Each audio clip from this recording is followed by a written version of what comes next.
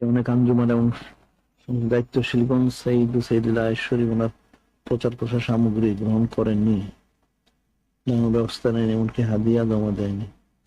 এটা তো বলা হয়েছে যারা প্রচার প্রসারের জন্য জুমার মধ্যে সবাই জমা দিতে হবে, জুমার মধ্যে, জুমার দিনের জুমার মধ্যে জমা দিতে হবে, সবার জাজ জমা দিতে হবে, তারপরে লাগাইতে হবে। আজকে তো কয় তারিখ হলো? 21 তারিখ। মাহফিল আবার শুরু হলো 2 দিন পরে। কালকে তো কেরাতের মাহফিল কারিয়ানা, পরশুদিন সামা শরীফ, তারপরে মাহফিল।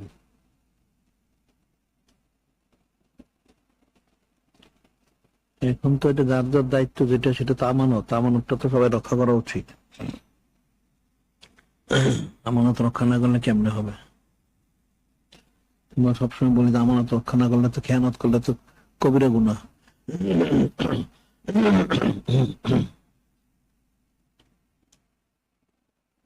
এখন অনন্তকাল জারি আছে মাহফিল, ঠিকই আছে, কিন্তু বিশেষ ইন্তজাম তো এখন 40 দিন শেষ প্রায়, কালকে মাগরিবের সময় শেষ হয়ে যাবে। এমনি ইয়ে তো শেষ, মজলিস তো শেষ। এখন একদিন কারিয়ান, একদিন হলো সামা শরীফ, তারপর আবার ওয়াজ মাহফিল। এখন আসলে মানুষ তো গুরুত্ব বুঝেন না, তো সমস্যা এখানে। গুরুত্ব বুঝলে তো ভালোই হইতো। মানুষের সৈয়দুল্লাহ শরীফের গুরুত্ব উপলব্ধি করতে হবে। এটা সব মনে করে একরকমই বোধ হয়, নাউজুবিল্লাহ। একরকম মনে করলে তো হবে না, ইমানই থাকবে না।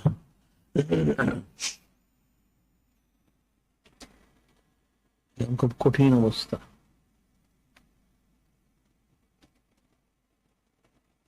এখন আসলে হযরত সাহাবায়ে কিরাম রাদিয়াল্লাহু আনহুম ওনারাই বুঝছিলেন, আসলে আর কেউ বুঝে না। আসলে সবাই ঠিক মতো বুঝতে পারতো তাহলে খুব ভালোই হইতো। তাই তো নূরে মুজাসসাম হাবিবুল্লাহ হুজুর পাক সাল্লাল্লাহু আলাইহি ওয়াসাল্লাম সানা ছিল, তাহলে 24 ঘন্টায় হইতো। এটা বাদ গেল কেন?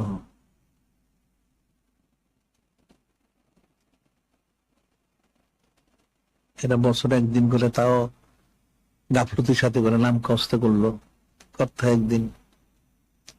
সে করার মধ্যে কতটুকু তাদের ইয়ে আছে, আঞ্জাম আছে।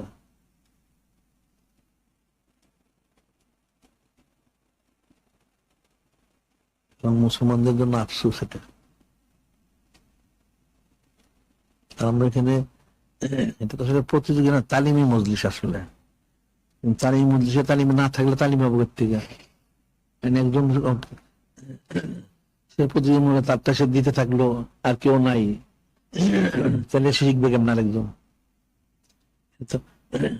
সবাই উপস্থিত থাকে, একজনের পর একজন বলতে থাকে, শুনলে শিখবে, না থাকলে শিখবে কেমনে? এটা থাকেই না, তো শিখবে করতে।